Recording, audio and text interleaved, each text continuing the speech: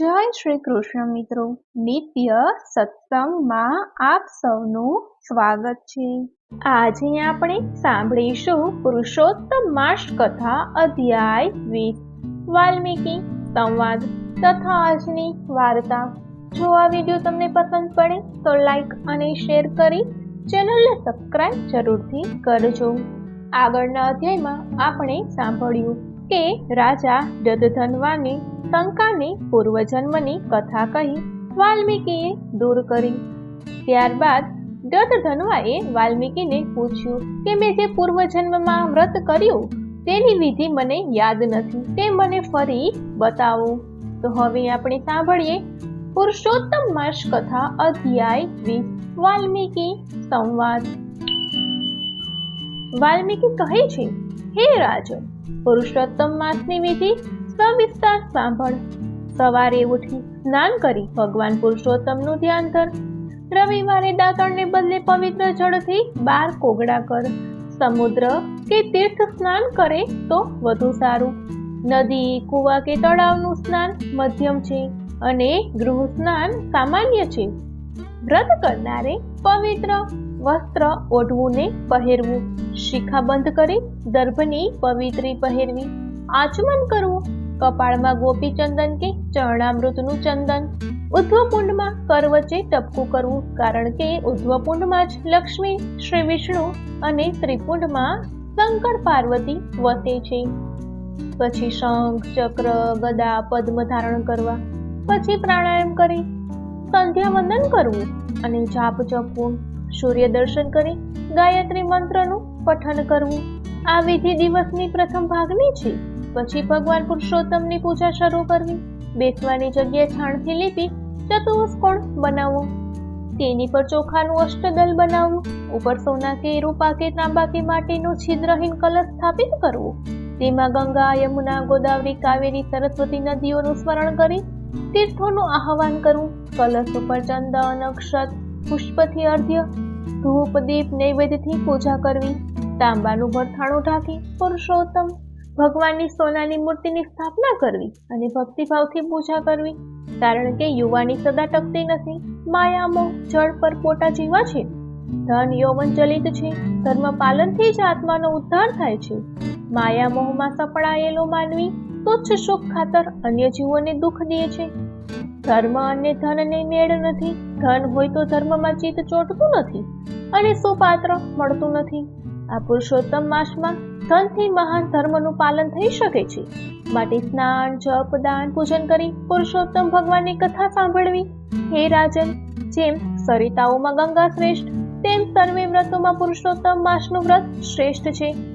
જેમ હાથીની પદ 5માં સર્વે જીવોની પદ 5 સમાઈ જાય છે, તેમ પુરુષોત્તમ માસના વ્રતમાં સર્વે વ્રત આવી જાય છે। જેમ બધી નદીઓ ગંગા નથી, બધી ગાયો કામધેનુ નથી, બધા પુરુષો રાજા સમાન નથી, તેમ બધા વ્રતો પુરુષોત્તમ માસ વ્રત જેમ નથી। તેથી યોગ્ય બ્રાહ્મણ પાસેથી આ માસની કથા સાંભળવી, વ્રત કરી તેને યથા યોગ્ય દક્ષિણા આપવી।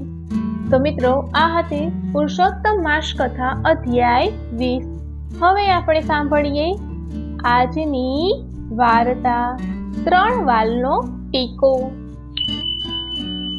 હજારો વર્ષ પહેલા નિમિષારણ્યમાં 88,000 ઋષિ મુનિઓ ભેગા થયા અને પુરાણોના જાણકાર એવા શ્રી સૂતજીને પ્રણામ કરી કહેવા લાગ્યા, હે મહાજ્ઞાની, આપે અનેકાયિક પુરાણ કથાઓ અમને સંભળાવી છે, પરંતુ પ્રભુ ચરિત્ર કથાઓ અને મહાત્મય સાંભળવા તૃપ્તિ થતી નથી। કંઈક હજુ વધારે હરિસ્મરણ કરીએ, હરિગીત ગાઈએ, પ્રભુ ચરિત્ર કથાનું પાન કરીએ એવી અનુભૂતિ થયા કરે છે। તો આપ કૃપા કરો, એવું કોઈ વ્રત નિયમ છે જે આવનારા કળયુગમાં અલ્પ સમય અને સરળતાથી વ્રત નિયમ કરે તો પણ મનના મનોરથ પરિપૂર્ણ થાય, સંતાન સુખ મળે, અતિવ્યાધિ અને ઉપાધિનો ક્ષય થાય, કળયુગમાં ટૂંકું આયુષ્ય જીવનારા જીવો જન્મશે અને જો એટલા ટૂંકા સમયમાં તેને રોગ અને શોક ઘેરી લેશે તો તે પ્રભુ ધ્યાન ધરી શકશે નહીં। આમ ઋષિમુનિઓ લોક કલ્યાણ અર્થ પૂછાયેલા પ્રશ્નથી મહાજ્ઞાની સૂતજી કહેવા લાગ્યા, હે મુનિ શ્રેષ્ઠો, સાંભળો। એક સમયે હું ગંગા નદીને કાંઠે ફરતો ગયો હતો। ત્યાં રાજા પરીક્ષિતની શંકાનું સમાધાન કરતા સુખદેવજી બેઠા છે. બીજા પણ ઋષિ મુનિઓ સાંભળી રહ્યા છે. ત્યારે શૌનક ઋષિનો પ્રશ્ન સાંભળી સુખદેવજીએ જે કહ્યું તે હું તમને સંભળાવું. ભગવાન નારાયણે નારદ મુનિને પૂછ્યું, પ્રભુ, મૃત્યુલોકના પરિભ્રમણમાં મેં જોયું તો મનુષ્ય અત્યંત દુઃખ પામી રહ્યા છે. તો તેમના દુઃખ દારિદ્ર્યનો ક્ષય થાય એવું કઈ વ્રત હોય તો એ મને સંભળાવો. આમ ભગવાન નારાયણે પાવન પુરુષોત્તમ માસની કથા સંભળાવી છે, મહિમા કહ્યો છે, અને તે મેં આપને એ કથા સંભળાવી છે. પછી વ્રતનો પ્રભાવ અને ફળનો મહિમા કહેતા એક કથા સંભળાવી છે. રામપુર નામે એક ગામમાં નામદેવ નામે એક બ્રાહ્મણ રહેતો હતો. પત્નીનું નામ લક્ષ્મી હતું. બ્રાહ્મણ ખૂબ નિર્ધન હતો, પરંતુ તેના ઘરમાં તેની સ્ત્રી પતિવ્રતા, ધર્મપરાયણ અને પ્રભુ ભક્તિમાં રાજનારી ભાવનાશીલ સ્ત્રી હતી. સ્ત્રીને મન સંતાન એ સર્વશ્રેષ્ઠ સુખ હોય છે. લક્ષ્મીને સંતાન સુખ પ્રાપ્ત થયું ન હતું, તેથી તે અને નામદેવ ઉદાસ રહેતા. એવામાં તેમને ત્યાં એક સંત પધાર્યા અને એમના મુખે ભગવાન પુરુષોત્તમ માસના વ્રતની કથા સાંભળી. ભગવાનની કૃપાથી આ વ્રત કરનારના સર્વે મનોરથો સિદ્ધ થાય છે એવું સાંભળી લક્ષ્મીએ અધિક માસ નહાવાનો મનથી સંકલ્પ કર્યો. પાવન પુરુષોત્તમ માસ આવતા જ પ્રથમ દિવસથી જ લક્ષ્મી નદી સ્નાન કરવા લાગી. સ્નાન, ધ્યાન, સેવા, પૂજા કરી કથા વાર્તા સાંભળી આખો માસ ભગવાન પુરુષોત્તમ રાય ઉપર શ્રદ્ધા અને વિશ્વાસ રાખી ઉપવાસ કર્યા. અધિક માસ પૂરો થઈ શક્તિ પ્રમાણે ઉજવણું કર્યું અને એથી તેને ત્યાં સમય જતા દેવરૂપ કન્યાનો જન્મ થયો અને લક્ષ્મીની ઈચ્છા પુરુષોત્તમ ભગવાનની પૂરી કરી. કન્યા 1 માસની થઈ અને લક્ષ્મીએ બીજા દિવસે જોયું તો દીકરીના કપાળમાં ઝગમગ ચાંદલો ઝગમગે છે. લક્ષ્મીએ બરાબર ધારીને જોયું તો ચાંદલો સાવ સોનાનો લાગ્યો.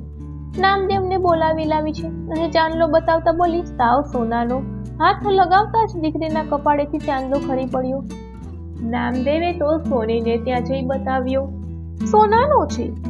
જાણતા જ તેની કિંમત કરાવી ઘેર આવ્યો. નામદેવ અને લક્ષ્મીની વ્રત ફળ પ્રભાવે દીકરીના કપાળે રોજ 3 વાલનો ટીકો મળવા લાગ્યો. ધીરે ધીરે નામદેવ સમૃદ્ધ થવા લાગ્યા, પરંતુ ધનિક બનતા તો નામદેવનું અભિમાન વધતું ગયું. લક્ષ્મી સમજાવે છે પણ કોઈ પરિણામ આવતું નથી. વર્ષો જતા દીકરી ઉંમર લાયક થઈ છે. લક્ષ્મી નામદેવને કહે છે, દીકરી મોટી થઈ છે, પરણવા લાયક થઈ છે, તેથી તેને કોઈ સારું ઘર અને વરની શોધ કરી પરણાવી જોઈએ. પરંતુ નામદેવને એવી કોઈ ચિંતા નથી, કેમ કે દીકરીને પરણાવી દે તો રોજ 3 વાલ સોનું મળતો બંધ થઈ જાય. એટલે પત્નીનું કહેવું એક કાનથી બીજા કાને કરે છે. પરંતુ લક્ષ્મીને દીકરીની ચિંતા છે, તેથી વારે ઘડીએ નામદેવને આગ્રહ કરે છે. આખરે નામદેવે મનમાં વિચાર્યું, એવો કોઈ વર શોધી કાઢું જે એકલો હોય અને ઘર જમાઈ થઈને પોતાને ઘેર જ રહે, જેથી કરીને 3 વાલ સોનું પોતાને મળતું રહે. આમ વિચારી પોતાના સેવકને બધી વાત સમજાવી મૂર્તિયાની શોધમાં મોકલ્યો. લક્ષ્મીને આનંદ થયો છે, પરંતુ ભોળી સ્ત્રીને નામદેવની મુરાદની ખબર નથી. એને તો બસ થઈ ગયું, હવે દીકરીના લગ્ન થશે ને કન્યાદાન જેવા મહાપુણ્યની પોતે અધિકારી થશે. પેલો સેવક ફરતો ફરતો શામપુર નામના ગામમાં આવ્યો છે. ત્યાં પૂછપરછ કરતા નામદેવે કહ્યા પ્રમાણેનો એક બ્રાહ્મણ યુવક જોયો. તેનું નામ જયદત્ત હતું. સેવકે પેલા બ્રાહ્મણ યુવાનને બધી વાત કરી અને પોતાની સાથે લઈને નામદેવ પાસે આવ્યો. નામદેવની ખુશીનો પાર નથી. જોઈ તો વર મળી ગયો, પછી તો દીકરીના લગ્ન કર્યા છે. આમ દીકરી જમાઈ નામદેવ અને લક્ષ્મીના ઘરે જ રહેવા લાગ્યા. પરંતુ જયદત્તને આ યોગ્ય લાગતું નથી. એકવાર દીકરી હેમવતીએ પોતાના પતિને સર્વ વાતે જાણ કરી છે અને કહ્યું, તેથી જ મારા પિતા તમને ઘર જમાઈ તરીકે રાખે છે, કેમ કે જો હું તમારી સાથે શામપુર આવું તો એમને રોજ 3 વાલ સોનું મળે છે, તે મળતું બંધ થઈ જાય. દીકરીને જમાઈ નામદેવ પાસે પોતે શામપુર પોતાને ગામ જવા ઈચ્છે છે અને ત્યાં રહેશે માટે રજા આપો, રજા માંગી છે. નામદેવને લૂંટાઈ જતો હોય એવી લાગણી થઈ. આ તો સોનાનો લોભ, અને માણસને જ્યારે લોભ લાગે ત્યારે તેના મનમાં કપટ જાગે છે. કહીને લોભે લક્ષણ જાય ને ના કરવાના કામ થાય. આમ નામદેવના મનમાં કપટ જાગ્યું. થોડા સમય પછી વિદાય આપીશું કહી નામદેવ વિચારે છે હવે શું કરવું. પરંતુ જ્યાં કપટ જાગ્યું ત્યાં વિવેક ગયો જ સમજો. નામદેવે જયદત્તને ઝેર આપી મારી નાખવાનો વિચાર કર્યો, જેથી દીકરી પોતાને ઘેર જ રહી. આમ વિચારી કોઈ પ્રસંગ હતો. ઘરમાં સરસ મજાની રસોઈ લક્ષ્મીએ બનાવી જમવાનો સમય થતાં નામદેવ પેલું ઝેર લઈ આવ્યું. જયદ્રથની થાળીમાં પીરસેલા ભોજન ઉપર નાખ્યું. બધા જમવા બેઠા એટલે લક્ષ્મી બધાઈને ભોજનની થાળી આપી ગઈ. પરંતુ પ્રભુ પ્રેરણાથી ઝેરવાળી થાળી નામદેવ પાસે ગઈ.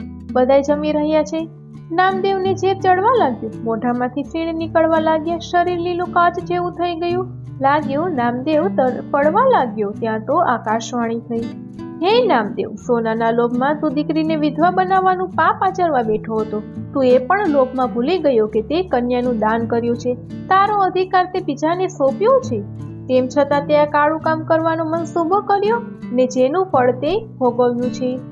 જેવી જેની કરણી તેવા તેને ફળ. જેવું કરો તેવું ભરો એ ભાવના ભૂલશો નહીં.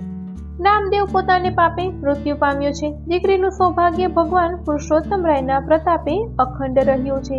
પછી તો લક્ષ્મીએ દીકરી અને જમાઈને અશ્રુભીની આંખે વિદાય આપી છે. ખૂબ કર્યવર આપી દીકરીને આશીર્વાદ આપ્યા છે.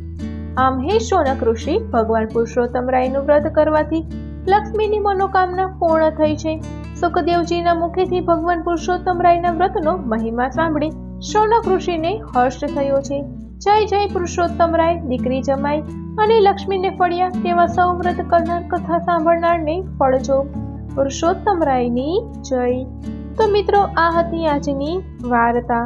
જો આ માહિતી તમને પસંદ પડી હોય તો વિડીયોને લાઈક અને શેર કરી ચેનલને સબસ્ક્રાઇબ જરૂરથી કરજો. જય શ્રી કૃષ્ણ.